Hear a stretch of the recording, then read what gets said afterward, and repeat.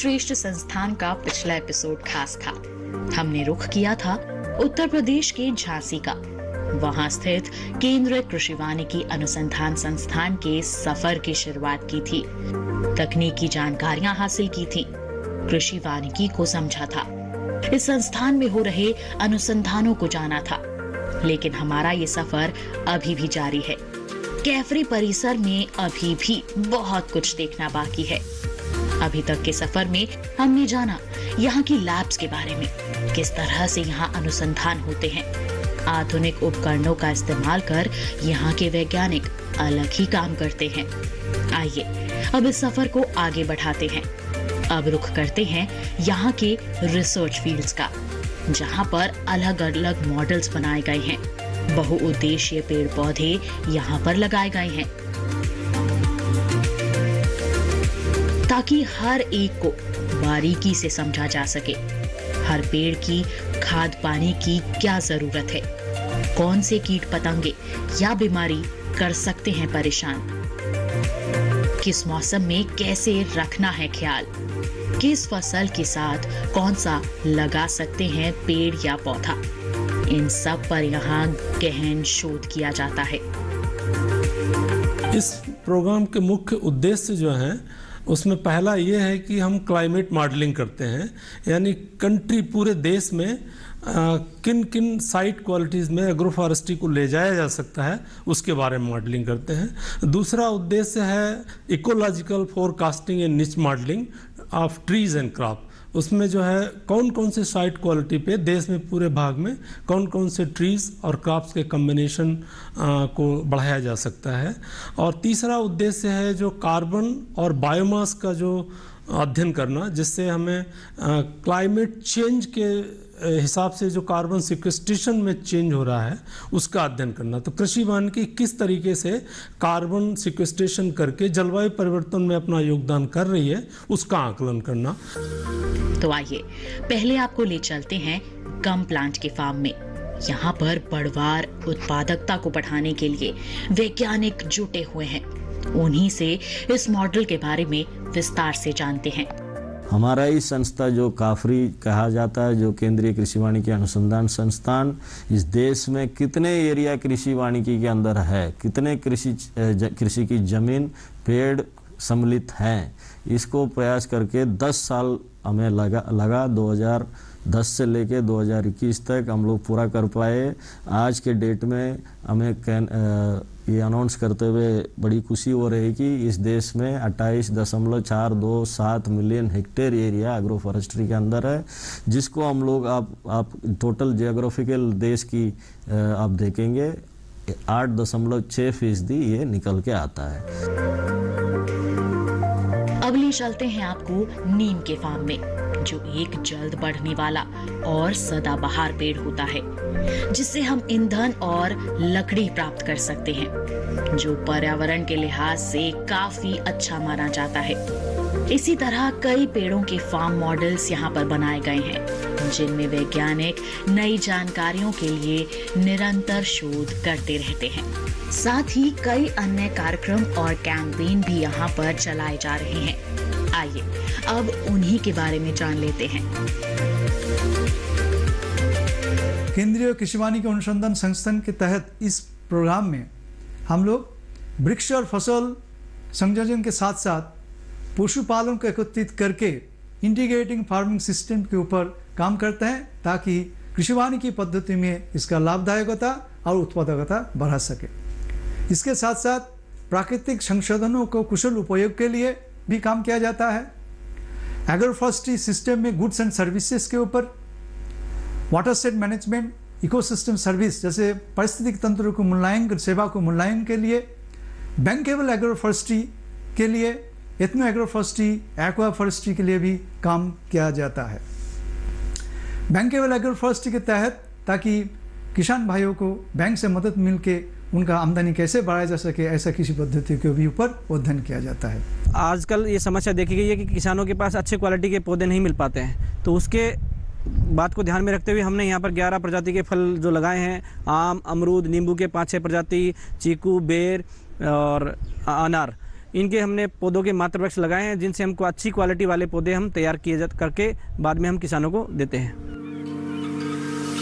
हर मेड़ पर पेड़, जी हाँ, ये एक बहुत ही अच्छा कैंपेन है जो चलाया जा रहा है कैफरी द्वारा।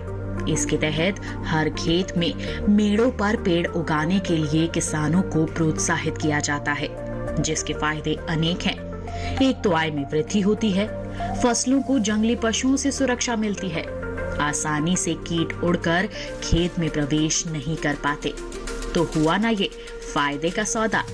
साथ ही किसी नदी या झील के किनारे भी पेड़ लगाए जाएं, ये भी इस कैंपेन के तहत सुनिश्चित किया जा रहा है, जो मिट्टी बांधने का काम करते हैं।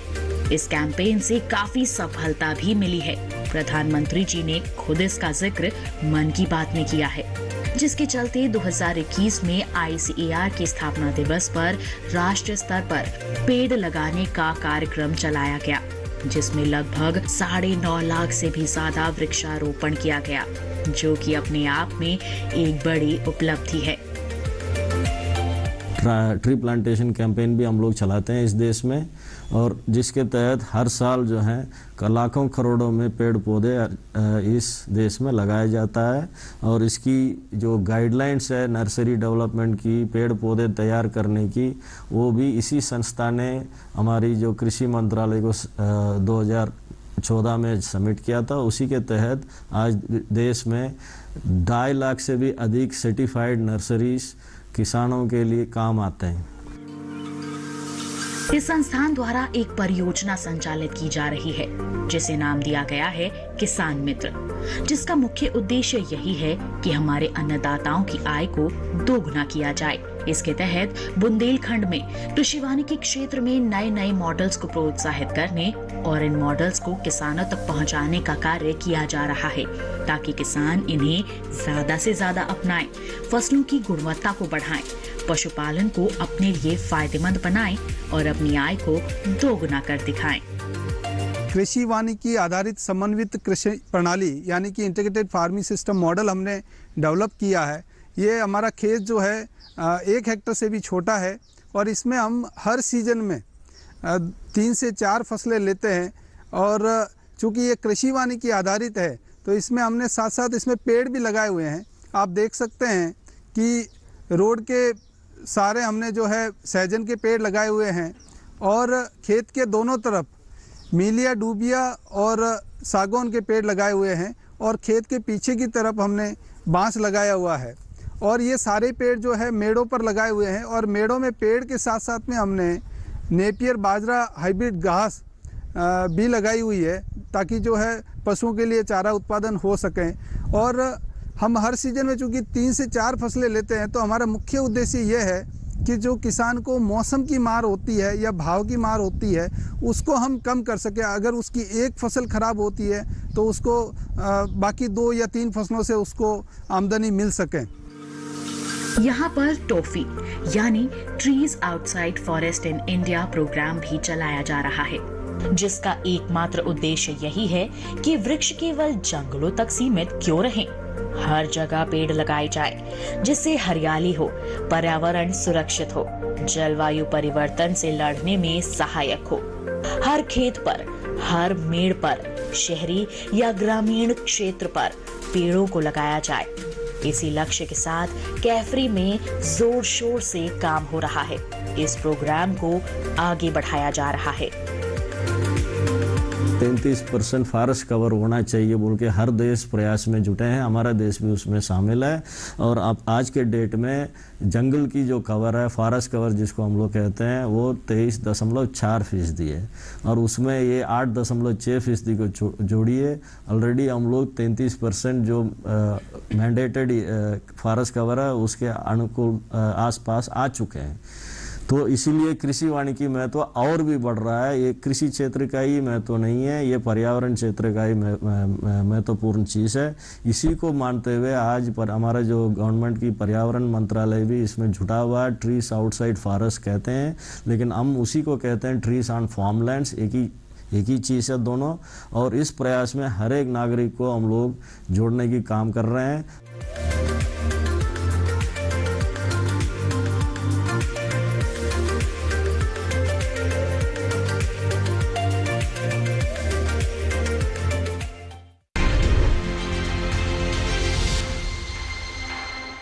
Come on boys, let's go practice. अरे रुक यार, मेरे बैंक अकाउंट में गलत एंट्री का प्रॉब्लम हो गया है। ये तो बैंक को कंप्लेन करना। बैंक को लिखे 1 महीना हो गया है, बट वो गूगली पे गूगली डाले जा रहा है। तो आरबीआई के बैंकिंग लोकपाल को इन्फॉर्म करो। रुक, मैं समझाता हूँ। जैसे क्रिकेट में थर्ड अंपायर, वैसे ही आरबीआई का बैंकिंग ओम्बड्समैन। आरबीआई कहता है अगर बैंक आपकी कंप्लेंट को 1 महीने में नहीं सुलझाता तो आरबीआई के बैंकिंग ओम्बड्समैन में कंप्लेंट करो। यह आरबीआई का आसान तरीका है आपकी कंप्लेंट सुलझाने का, और वो भी फ्री। समझे? आरबीआई कहता है जानकार बनिए, सतर्क रहिए।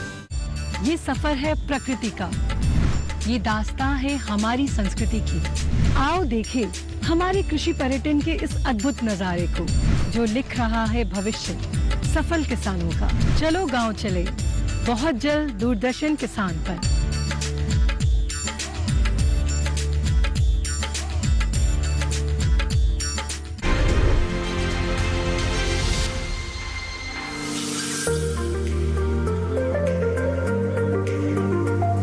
इस संस्थान में हो रहे शोध कार्यों का जायजा लेने के बाद अब बारी है यहाँ की उपलब्धियों को जानने की। इस संस्थान में हो रहे अनूठे कार्यों को कई बार नवाजा भी जा चुका है।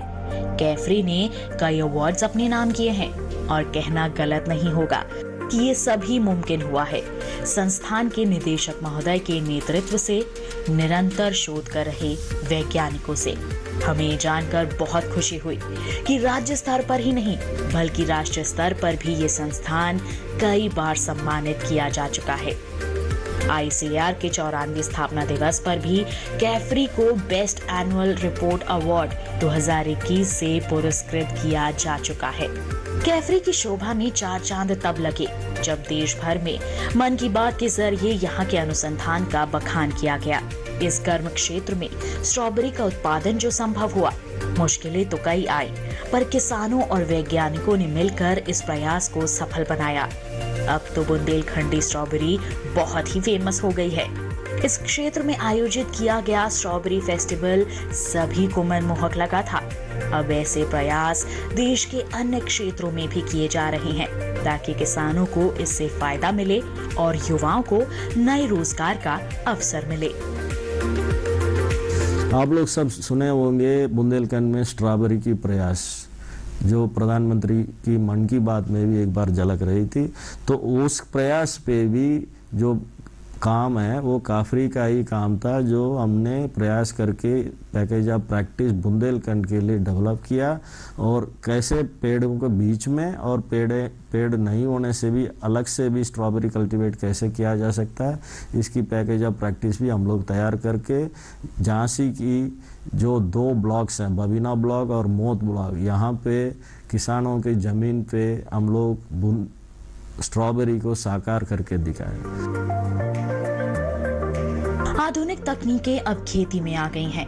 ड्रोन, जिसे कृषि क्षेत्र में एक क्रांति माना जाता है, इसका इस्तेमाल भी अब इस क्षेत्र में बखूबी किया जाता है।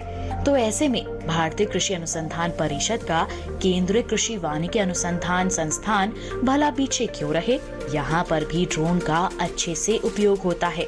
कीट और बीमारियों की निगरानी आसानी से हो जाती है। कीटनाशकों या उर्वरकों का छिड़काव करने में भी इसे इस्तेमाल में लाया जाता है। मेरा गांव मेरा गौरव आईसीएआर की अच्छी पहल है, जिसे आईसीएआर के सभी संस्थान अपनाए हुए हैं। कैफरी में भी ये मुहिम चल रही है। लैब टू लैंड हर तकनीक पहुंच रही है। फसलों की बढ़वार हो, पशुपालन में सुधार हो, इससे जुड़ी जानकारियां किसानों तक पहुंचाई जा रही हैं। कृषि वानिकी से संबंधित अहम शोध हमारे किसानों के खेतों तक पहुंचाए जा रहे हैं। कोई खास मौका हो तो आमजन में जागरूकता भी लाई जा रही है। अहम जानकारियां सभी किसानों तक पहुंच भी रही हैं, जिनसे कई किसानों को लाभ मिल रहा है। हमारे संस्था द्वारा करीब 20 गांव बुंदेलखंड में अडॉप्ट किए गए हैं, और इस गांव में हम लोग हर हफ्ता हमारी टीम जाती है, गांव में रहती है, दिन भर उनकी समस्या सुनती है, उसकी हल निकालने की कोशिश करते हैं। अगर ज़रूरत पड़े तो किसान को हम लोग संस्था पे भी लाते हैं, उनको यहाँ रुका करके उनको जो भी ज़रूरत की चीज़ें हैं उनको समझा बुझा के और जो मटेरियल भी देना हो या केमिकल स्प्रे करने का माध्यम बनाना हो या ऑर्गेनिक फार्मिंग की रिकमेंडेशन हो, इस तरह का उनको हम लोग एडवाइजरी दे के सहायता करते हैं। और इस प्रयास में हम लोग मेरा गांव मेरा गौरव इस प्रोग्राम के तहत ये गांव तक हम लोग पहुंचते हैं अपने कृषि वानिकी को मैसेज लेकर के।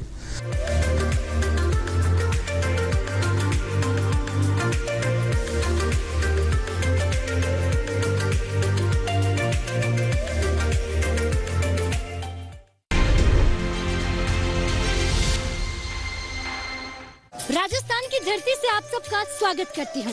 मैं हूँ आपके साथ राधिका चौधरी।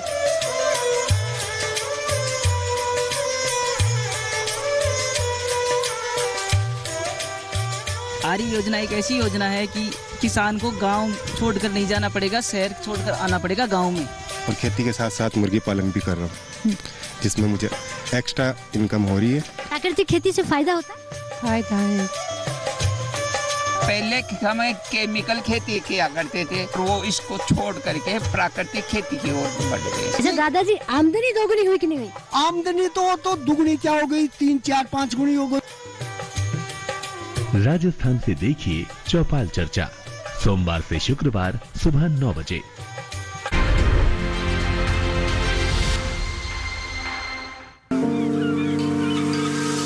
कैफरी कैंपस 250 एकड़ से भी अधिक क्षेत्रफल में फैला है। यहाँ main building, directors residence, research farms के अलावा एक स्पोर्ट्स कॉम्प्लेक्स भी है, जहाँ पर संस्थान के स्टाफ के लिए फिट है तो हिट है के तर्ज पर खेलों की व्यवस्था भी की गई है। स्टाफ के रहने के लिए रेजिडेंस क्वार्टर्स भी बनाए गए हैं। साथ ही ट्रेनिंग हॉस्टल भी है, ताकि देश भर से प्रशिक्षण लेने आए हमारे किसान या हमारे युवा आसानी से इस परिसर में ही रहकर कृषि वानिकी के गुर सीख सकें। इस संस्थान में एक सेल काउंटर भी है, जहां से आसानी से ही उच्च गुणवत्ता वाले बीज या पौध खरीदे जा सकते हैं। यहाँ पर सभी मूलभूत सुविधाएं उपलब्ध हैं। फर्स्ट एड रूम है, यदि कोई चोटिल हो जाए या बीमार हो जाए तो तुरंत यहाँ पर प्राथमिक इलाज हो सके। यहीं पर एक योगा का मेडिटेशन रूम भी है, जहाँ पर मन को शांत और मस्तिष्क को तनावपूर्ण किया जा सकता है, जिससे अनेकों शोध करने में मदद मिलती है। कहते हैं पहले पेट पूजा फिर काम दूजा। इसी सोच के साथ यहाँ पर एक कैंटीन भी बनाई गई है, जहाँ का स्वादिष्ट खाना खाकर सभी लोग अपने अपने काम में जुट जाते हैं। यहाँ की लाइब्रेरी की बात करें तो ये एक विशाल लाइब्रेरी है, जहाँ पर लगभग 5000 पुस्तकें हैं, जिसमें मृदा विज्ञान, बागवानी, फल विज्ञान, पादप विकृति विज्ञान, कीट विज्ञान, खाद्य प्रौद्योगिकी, कृषि अर्थशास्त्र, मत्स्य पालन, गृह विज्ञान, पशु चिकित्सा विज्ञान की पाठ्य पुस्तकें तो हैं ही, साथ ही फिक्शन, कहानियों, सामान्य ज्ञान, शब्दकोश जैसी पुस्तकों का संग्रह भी यहाँ पर है। अब सोचिए, इतनी पुस्तकें यहाँ पर उपलब्ध हैं, तो इसे ज्ञान का भंडार कहना बिल्कुल भी गलत नहीं होगा। इसी के साथ यहाँ पर बनाया गया है कंप्यूटर लैब, कॉन्फ्रेंस हॉल और कमेटी रूम, जिसे यहाँ विचार मंच भी कहते हैं। यहाँ आकर कोई भी अपने विचार या फिर कोई आइडिया सभी के साथ साझा कर सकता है। अगर आइडिया पसंद आए तो उस पर कार्य भी तुरंत ही शुरू कर दिया जाता है। तो हुआ ना विचार मंच यहाँ का एक हिट आइडिया। यहाँ हमें पता चला कि एक अनोखे आइडिया को एग्जीक्यूट भी किया गया है। जी हाँ, वो है यहाँ की वाटिकाएं। इस संस्थान में 3 वाटिकाएं हैं, राशि वाटिका, नवग्रह वाटिका और नक्षत्र वाटिका। पहली है राशि वाटिका यानी ज़ोडिएक प्लांटेशन, जिसमें 12 राशियों के लिए जो पेड़ पौधे उचित हैं उन्हीं के अनुसार यहाँ पर प्रदर्शित किए गए हैं।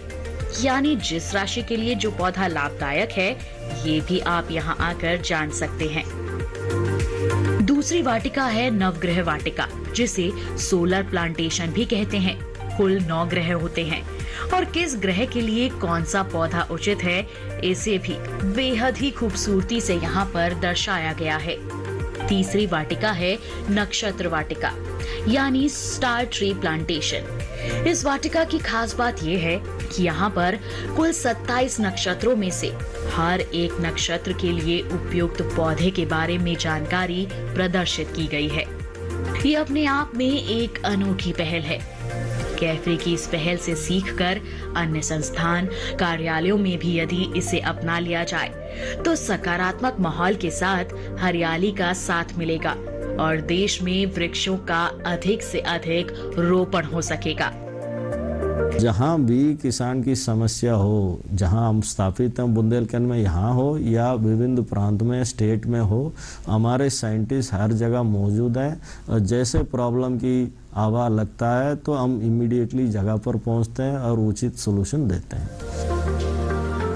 कैफरी की इतनी सारी खूबियों को जानने के बाद यदि आपका भी मन हुआ कृषि वानिकी को अपनाने का, अपनी आय को बढ़ाने का, इस क्षेत्र में किसी स्टार्टअप की शुरुआत करने का, तो बेझिझक आप यहाँ का रुख कर सकते हैं।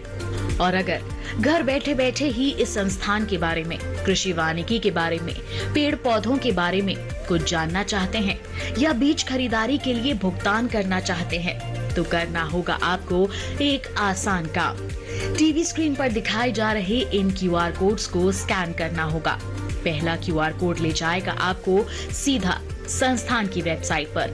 वहीं दूसरा कोड है फार्म ट्री ऐप का, जिसके बारे में पिछले एपिसोड में हमने जाना था। तो वहीं तीसरा है भुगतान के लिए। यदि आप फोन से या संस्थान में संपर्क करके बीज की खरीदारी कर रहे हैं तो इस पर आसानी से भुगतान कर सकते हैं।